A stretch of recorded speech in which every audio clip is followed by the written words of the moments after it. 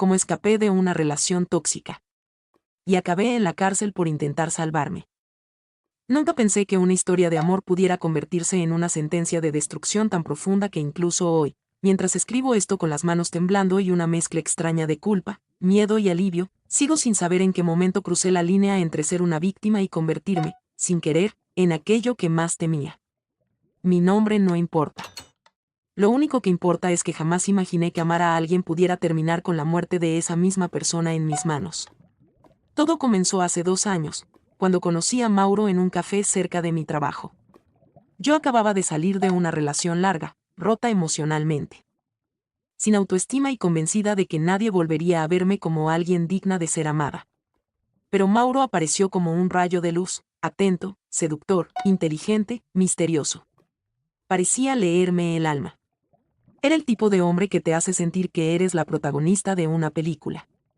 Me ofreció conversación cuando más la necesitaba, compañía cuando más sola me sentía y atención cuando mi reflejo ya no me decía nada. Comenzamos a salir y todo pasó tan rápido que apenas pude respirar. Regalos inesperados, mensajes a cada minuto, promesas enormes dichas en susurros suaves que me hacían sentir especial. Él decía que me amaba de una manera que jamás había amado antes. Y yo, hambrienta de afecto, le creí cada palabra. Pero el encanto duró poco. Fue como si Mauro hubiera esperado pacientemente a que yo me entregara por completo para cambiar el tono, la mirada, el comportamiento. Empezó por cosas pequeñas. Revisar mi teléfono solo por seguridad, preguntarme constantemente con quién hablaba, decirme que ciertas amigas eran mala influencia, que mi familia no me entendía, que mis ropas eran demasiado provocadoras. Y yo, ciega, justificaba todo como señales de preocupación. Él siempre tenía una explicación perfecta. Siempre tenía la palabra exacta para hacerme sentir culpable. Lo más extraño era su habilidad para hacerme dudar de mi propia memoria. Discutíamos por cosas que yo recordaba de una forma y él de otra totalmente distinta. A veces decía que yo había dicho o hecho algo que jamás ocurrió. Con el tiempo, empecé a preguntarme si estaba volviéndome loca. Pero así funcionan las relaciones tóxicas. Comienzan con un abrazo que se siente cálido y terminan siendo una soga que aprieta lentamente. La primera vez que me gritó fue porque llegué 10 minutos tarde después del trabajo. La primera vez que me empujó fue porque respondí un mensaje de una compañera mientras él estaba hablando. La primera vez que me pidió perdón llorando fue tan desesperado, tan convincente, tan dramático, que yo fui la que terminó consolándolo. Estaba atrapada. Y lo peor es que no sabía que lo estaba. Mauro me aisló completamente. Mis amigas dejaron de escribir porque yo siempre cancelaba. Mi familia comenzó a preocuparse, pero él siempre encontraba una forma de hacerme sentir que ellos eran el problema. Nadie te entiende como yo, repetía. Y lo más triste es que llegué a creerlo. Con el tiempo, su agresividad dejó de ser explosiva y se volvió un ritual: discutir, gritar, romper algo, pedirme perdón, hacerme regalos, jurar que cambiaría, volver a comenzar. Cada ciclo era más corto. Cada reconciliación más vacía. Cada día me convertía en un fantasma de mí misma. Pero lo que realmente rompió todo fue cuando descubrí mensajes en su celular con otra mujer. No eran solo conversaciones íntimas, eran planes para reencontrarse, promesas de amor y, lo peor, frases donde él hablaba mal de mí, se burlaba de mi dependencia emocional y decía que solo estaba conmigo porque sabía que yo nunca me iría. Sentí cómo se me helaban los huesos. Cuando lo confronté, Mauro explotó en una furia que jamás había visto. Me gritó, me insultó, me dijo que era una paranoica, una inútil, una carga. Y luego, como siempre, lloró, se arrodilló, me suplicó que no lo dejara. Pero algo dentro de mí se había roto. Decidí que quería irme. Quería recuperar mi vida. Quería volver a respirar. Pero Mauro no iba a dejarme ir. Es extraño cómo a veces un solo instante puede cambiar el destino de alguien. Una sola reacción, un solo movimiento, un solo empujón. Y la vida entera se derrumba. Esa noche, cuando intenté irme, Mauro me persiguió por el departamento, me bloqueó la puerta, me sujetó del brazo y amenazó con hacerse daño si yo lo abandonaba. Se puso completamente fuera de sí. Yo lloraba. Temblaba, rogaba que me dejara salir. Pero él seguía gritándome que si yo lo dejaba, él preferiría morirse. Jamás olvidaré la mirada desenfocada que tenía. No sé si fue el miedo, el instinto o simplemente el cansancio acumulado, pero cuando él me agarró del cuello para que no tomara mis cosas, intenté apartarlo. Lo empujé. Un mínimo movimiento, casi un reflejo. Y él cayó hacia atrás. Todo pasó en menos de un segundo. Su cabeza golpeó con la esquina del mueble. Y el silencio que siguió fue lo más aterrador de mi vida. Actualización 1. Cuando Mauro cayó, el golpe hizo un sonido seco, tan fuerte y tan extraño que por un instante pensé que había sido un trueno, un golpe en la puerta, cualquier cosa que no fuera lo que realmente había ocurrido a centímetros de mí. Me quedé paralizada. Sentí como la sangre se me drenaba del cuerpo mientras mi respiración se convertía en pequeñas bocanadas de aire entrecortado. Era como si una pantalla se hubiera colocado entre la realidad y yo, distorsionando el momento, haciéndolo parecer un sueño horrible del que solo necesitaba despertar. Me acerqué temblando, sin poder pronunciar palabra. Mis manos parecían ajenas, como si no me obedecieran, como si estuvieran hechas de un material torpe e inestable. Toqué su hombro. No reaccionó. Toqué su pecho. No respiraba con normalidad. Intenté decir su nombre, pero mi voz no salió. Solo un sonido ahogado, casi un gemido. El miedo me envolvió como un animal salvaje que finalmente encuentra a su presa. Yo no quería hacerle daño. Jamás hubiera querido hacerle daño. Mauro había sido cruel, manipulador, violento, sí. Pero no merecía morir. Nadie merece morir. Y mucho menos por mis manos. Empecé a llorar, pero no era un llanto normal, era un llanto desesperado, frenético, casi animal. Intenté levantarlo, pero era inútil. El peso muerto es diferente al peso vivo, es frío, es rígido, es como cargar una culpa que ya no tiene retorno. Cuando finalmente pude reaccionar, lo primero que pensé fue llamar a emergencias. Mis dedos marcaban el número casi por instinto, como si en el fondo una parte de mí creyera que aún había algo que salvar. Pero cuando estaba a punto de presionar el botón para llamar, algo en mi cabeza gritó con una fuerza brutal: ¿y si no te creen? ¿Y si piensan que lo hiciste a propósito? ¿Y si dicen que fue homicidio? ¿Y si nadie cree que fue un accidente? Porque esa era la verdad que me quemaba desde adentro. Todo mi historial con Mauro me convertía en la candidata perfecta para ser acosada. Si él alguna vez había hablado de mí como una mujer inestable, si alguna vez había contado solo su versión de nuestras peleas, si alguna vez había exagerado mis reacciones, si había guardado mensajes, conversaciones o alterado historias, y yo sabía que él era capaz de eso, entonces ¿qué iban a pensar los demás? ¿Qué iban a creer las autoridades? ¿Cómo iba yo a demostrar que fue miedo, que fue defensa, que fue un simple movimiento desesperado? Sentí náuseas. Sentí que me ahogaba. Quise desaparecer. Pero no podía dejarlo ahí. No podía simplemente huir. Parte de mí quería correr hasta caer rendida en medio de la calle, pero otra parte, la más humana, la más rota, la más responsable, sabía que no podía abandonarlo en ese estado. Así que, con el corazón devastado, marqué finalmente el número de emergencias. La voz al otro lado sonaba tranquila, casi indiferente, como si no pudiera comprender el huracán que estaba destruyéndome por dentro. Me pidió que explicara lo sucedido, que describiera su estado, que mantuviera la calma. ¿Pero cómo mantener la calma cuando la vida entera se te está viniendo abajo? Mientras esperaba la ambulancia, me alejé unos pasos del cuerpo de Mauro. Su rostro, antes tan expresivo, tan lleno de amenazas, lágrimas falsas y sonrisas engañosas, ahora parecía vacío. Y esa imagen me perseguirá hasta el día de mi muerte. Cuando los paramédicos llegaron, me hicieron a un lado sin decir demasiado. Yo apenas podía hablar, solo repetía entre sollozos que había sido un accidente. Una paramédica me miró con extrañeza, como si quisiera creerme pero también tuviera la duda grabada en los ojos. Minutos después, uno de ellos confirmó lo que yo ya sabía: Mauro estaba muerto. Sentí que el suelo desaparecía debajo de mí. Estaba demasiado aturdida como para pelear, demasiado rota como para reaccionar. Pero lo peor vino después, cuando llamaron a la policía para informarles. Un paramédico dijo en voz baja algo que nunca olvidaré: ella dice que fue un accidente. Ese ella dice fue como una puñalada en el pecho. Un recordatorio de que desde ese momento en adelante, nadie estaría completamente de mi lado. Un oficial se acercó y me hizo preguntas, demasiadas preguntas, todas con un tono que oscilaba entre sospecha y condescendencia. Me pidió que repitiera la historia 3 veces.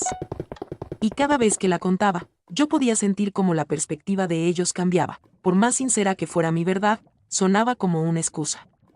Y lo peor es que yo también habría dudado si no fuera porque viví cada segundo de esa pesadilla. Al final de esa noche, mientras me llevaban para tomar declaraciones, comprendí algo que me heló por dentro. Ser víctima no significa que te crean. Ser víctima no significa que estés a salvo. Ser víctima no te libra de la culpa, ni del juicio, ni de la ley. Y menos aún, de la mirada fría de alguien que piensa que estás mintiendo. Actualización 2. Cuando me llevaron a la comisaría para tomar mi declaración formal, pensé que sería un proceso largo, tedioso, doloroso, pero justo. Creí, ingenuamente, que bastaría con decir la verdad, mostrar mis heridas, explicar los meses de abuso psicológico y físico para que comprendieran que yo había actuado por miedo, por reflejo, por puro instinto de supervivencia. Pero la verdad es que la justicia no siempre está diseñada para proteger a las víctimas, sobre todo cuando el abusador ha sido tan meticuloso, tan inteligente y tan calculador que dejó sembradas dudas antes de morir. Ni siquiera sabré si lo hizo consciente o simplemente fue una consecuencia de su personalidad manipuladora. Pero lo cierto es que Mauro había construido un relato paralelo sobre mí que yo desconocía por completo. Mientras yo me hundía en la culpa, él había ido alimentando una versión falsa de nuestra relación ante los demás, una historia donde yo era la persona inestable, controladora, celosa y emocionalmente impredecible. Lo descubrí cuando la oficial que tomaba mi declaración me pidió desbloquear mi teléfono para revisar mensajes recientes. Yo acepté, porque no tenía nada que ocultar. Pero cuando ella revisó el teléfono de Mauro, algo en su mirada cambió. Primero fue una expresión de sorpresa, luego de sospecha, luego de certeza absoluta, como si ya no hubiera duda en lo que estaba viendo. Yo no podía ver la pantalla, solo su reacción, pero era suficiente para saber que lo que fuera que Mauro había escrito ahí no me favorecía en absoluto. Minutos después, entró otro oficial con una libreta en la mano. Me dijo que tenían que mostrarme algo relevante para la investigación. Cuando puso el celular de Mauro frente a mí, sentí que mi alma se desprendía del cuerpo. Había mensajes. Muchos. Conversaciones enteras donde él le contaba a un amigo, o a alguien que yo desconocía, que yo era violenta, que lo amenazaba, que lo manipulaba emocionalmente, que yo tenía arranques de ira, que yo había tirado cosas, que yo lo controlaba, que yo era capaz de cualquier cosa. Y lo peor es que lo había escrito días antes de morir. Algunos mensajes incluso parecían recientes, como si él hubiera anticipado un enfrentamiento y hubiera querido dejar testimonio. Mi voz se quebró. No podía creerlo. Yo sabía que Mauro era manipulador, sabía que distorsionaba la realidad para hacerme sentir culpable, sabía que siempre tenía un discurso listo para justificar sus abusos. Pero esto era diferente. Esto era planificación. Esto era premeditación. Esto era una narrativa construida cuidadosamente para convertirlo en una víctima y a mí en una bomba emocional a punto de explotar. Cuando intenté explicar que era él quien me controlaba, quien me gritaba, quien me empujaba, quien revisaba mi celular, quien me aislaba, la oficial me miró con expresión neutra, casi entrenada. Me dijo, muchas parejas se acusan mutuamente. Necesitamos pruebas. Esa frase me destruyó. Necesitamos pruebas. ¿Qué prueba podía tener yo de las veces que Mauro cerró la puerta con llave para no dejarme salir? ¿De las noches en que me hacía gaslighting hasta hacerme llorar de confusión? ¿De las veces en que me decía que nadie más me amaría? ¿De los insultos que jamás quedaron grabados porque él siempre tuvo cuidado de no dejar marcas visibles? ¿De las amenazas veladas dichas en voz baja? ¿Justo donde no había cámaras ni testigos? ¿Cómo se prueba el miedo cuando el miedo no deja huellas físicas?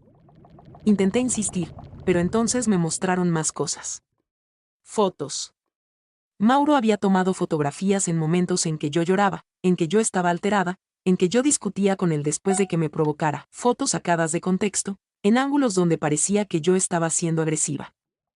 En una incluso salía con la mano levantada, como si estuviera por pegarle, cuando en realidad estaba intentando cubrirme la cara porque él había tirado un objeto. Me mareé. Creí que iba a desmayarme. No podía respirar. Era como si Mauro me estuviera manipulando incluso después de muerto. Como si hubiera extendido su control más allá de su vida, como si hubiera dejado trampas para asegurar que yo cayera. Y todo porque él sabía algo que yo apenas estaba comprendiendo en ese momento. Él tenía credibilidad. Yo no.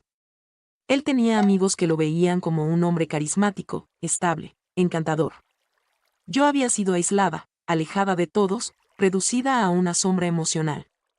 ¿A quién le iban a creer? ¿A él o a mí? Mientras revisaban las supuestas pruebas. Un oficial susurró algo que creía que yo no escucharía. Esto parece homicidio. Me quedé helada. Quise gritar, quise correr, quise desaparecer. Pero no hice nada.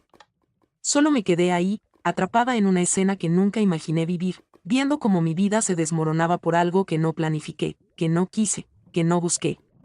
Era como si todo el abuso que había sufrido hubiera sido cuidadosamente borrado y reemplazado por un relato en mi contra.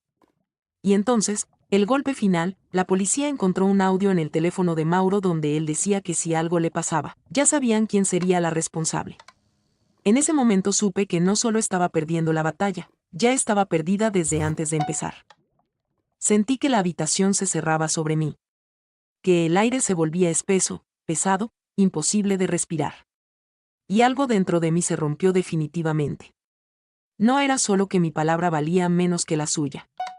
Era que Mauro había ganado. Incluso muerto, había ganado. Actualización 3. La tercera actualización llegó cuando yo ya llevaba casi 4 meses en prisión preventiva. Para ese momento, los medios ya habían dejado de hablar de mí, mi familia apenas me visitaba por miedo al que dirán, y yo misma empezaba a dudar de mi propia percepción de la realidad. La cárcel tiene esa forma silenciosa de quebrarte hasta que incluso tus recuerdos parecen sospechosos. Pero cuando mi abogada entró a la sala de visitas con una expresión distinta, casi ansiosa, yo supe que algo estaba a punto de cambiar. Encontramos algo, me dijo apenas se sentó. Y esas 3 palabras fueron como un rayo golpeando todo lo que yo creía que estaba condenado a jamás recuperarse. Durante semanas, la abogada había insistido en que mi caso no podía ser juzgado como un homicidio simple. Había señales claras de violencia, marcas en mi cuerpo, reportes médicos previos, fotografías y hasta mensajes en mi celular donde yo imploraba ayuda. Pero el fiscal seguía empeñado en pintarme como una mujer emocionalmente inestable, una manipuladora que perdió la cabeza, ignorando convenientemente todo el historial de abuso que yo había sufrido. Hasta que apareció el testigo que no sabíamos que existía, el vecino del segundo piso. Un hombre mayor, viudo, de esos que prefieren no meterse en problemas. Había escuchado golpes esa noche, había escuchado a Mark gritar. Insultarme, amenazarme. Había escuchado cuando yo dije déjame, por favor, me estás lastimando y también había escuchado cuando algo pesado cayó al suelo. Pero el miedo lo había paralizado, no llamó a la policía, no bajó a ver qué ocurría, solo se quedó sentado en la oscuridad, escuchando cómo mi vida se rompía, y ahora, atormentado por la culpa, había decidido declarar. Pero eso no era lo más sorprendente. Mi abogada colocó frente a mí una tableta y le dio play. Era un video que yo no sabía que existía. El vecino, sin saberlo, tenía una cámara de seguridad que apuntaba justo al pasillo frente a nuestra puerta. La cámara no captaba el interior del departamento, pero sí registraba todo lo que ocurrió antes, a Mark entrando borracho y tambaleante, a mí entrando 15 minutos después, cargando una bolsa del supermercado. Y a Mark empujándome con fuerza para adentro. Tanto, que casi me caigo. Los fiscales habían dicho que yo misma lo había provocado, que discutimos por celos, que yo lo atacaba constantemente. El video mostraba lo contrario, mostraba que él llegó agresivo. Mostraba que yo intentaba evitar la pelea, mostraba que él me obligó a entrar al departamento en contra de mi voluntad. Y luego, aunque no se veía lo que pasaba dentro, el audio captaba algunos fragmentos, llantos, golpes secos, insultos, y finalmente. Silencio, yo cerré los ojos al escucharlo. Mi cuerpo reaccionó como si estuviera reviviendo cada golpe. Mis manos temblaron tanto que la tableta casi se cayó, mi abogada me sostuvo el brazo. Esto cambia todo, susurró. Todo, salí de esa reunión con una mezcla imposible de sentimientos, alivio, porque por primera vez alguien podía ver lo que realmente pasó, culpa, porque aún así, Mark estaba muerto, y miedo. Porque aunque la evidencia era clara, yo sabía que nada garantiza que la justicia quiera ver la verdad. La tercera actualización terminó y esa noche. En mi celda, me atreví a hacer algo que no había hecho desde la noche del accidente. Lloré sin miedo a que me escucharan, porque por primera vez, no lloraba por terror, sino por la posibilidad, aunque fuera mínima, de recuperar mi vida. Actualización 4. La cuarta y última actualización comenzó con el día más largo de mi vida, el juicio final. No dormí ni un minuto esa noche. Repasé 1000 veces cada detalle, cada palabra que había dicho, cada golpe que había recibido durante los últimos 2 años. Quería creer que, al fin, la verdad había encontrado la manera de abrirse paso. Pero el miedo seguía ahí, aferrado a mí como una sombra que no podía arrancarme. Mi abogada me había repetido que el video del vecino, junto con su testimonio, transformaba mi caso por completo. Ya no era la mujer que mató a su pareja, sino la mujer que sobrevivió a una agresión que casi le quita la vida. Pero en la práctica, sabía que los jurados no siempre entienden lo que significa vivir atrapada en una relación así. Para muchos, nada justifica la muerte. Para muchos, yo era culpable desde el principio. La sala estaba repleta, periodistas, familiares, curiosos que solo querían ver al asesino. Nadie habla de eso, pero cuando eres mujer y te defiendes, el mundo entero parece querer verte arder. El juicio inició con la fiscalía mostrando fotos del cuerpo de Mark, repitiendo una y otra vez que yo había usado fuerza letal. Ignoraban convenientemente que él doblaba mi peso, que tenía entrenamiento militar, que yo tenía fracturas antiguas mal curadas. Luego vino el turno de mi abogada. Su voz fue firme, precisa, casi quirúrgica. Mostró mis exámenes médicos, mis denuncias previas, mensajes donde Mark me pedía perdón por golpes que no recordaba. Y finalmente, el video. El silencio en la sala fue absoluto. Podía escucharse como Mark grita, como yo lloro, y luego ese golpe seco, brutal, que me hizo encogerme en la silla aunque ya lo había escuchado antes. El fiscal intentó desacreditarlo, diciendo que no mostraba el interior del departamento. Mi abogada respondió, no hace falta ver la agresión cuando se escucha claramente. Después subió al estrado el vecino, el hombre que había pasado meses debatiéndose entre la culpa y el miedo. Su voz temblaba, sí, pero cada palabra era una puñalada directa al relato inventado por la fiscalía. Ella gritaba. Ella pedía ayuda. Él la golpeaba. Y yo no hice nada. Ese es mi error, no el de ella. Mi madre lloraba en silencio detrás de mí. Yo solo apretaba las manos, aferrándome a la idea de que, por primera vez, alguien estaba dispuesto a decir la verdad sin temor. El juicio continuó durante horas.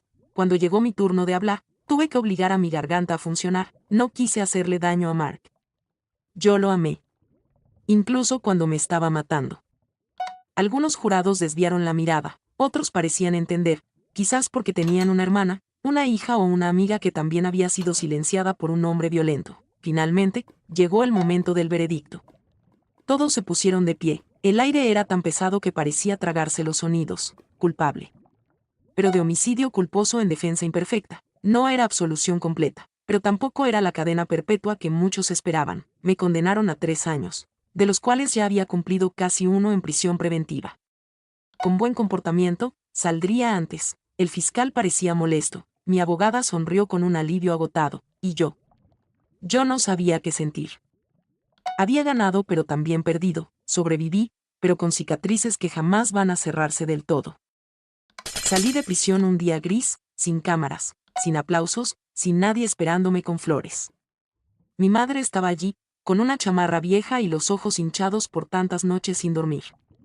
Me abrazó tan fuerte que por un segundo creí que mis huesos se iban a romper. Y aún así, no me solté. El mundo había seguido sin mí. Los vecinos cambiaron de mirada cuando regresé, unos con pena, otros con morbo, algunos con odio, pero yo ya no era la misma mujer que entró a esa cárcel. Tenía miedo, sí, pero también tenía algo que antes no poseía, una vida que podía reconstruir desde cero. No hay día que no piense en Mark. No como la persona que amé, sino como la tormenta que casi me arranca todo. A veces me culpo. A veces me libero. A veces simplemente trato de respirar. Hoy puedo decirlo sin vergüenza, no maté a un hombre, me defendí de un monstruo, y aunque el mundo no siempre perdona a las mujeres que sobreviven, yo aprendí a perdonarme a mí misma.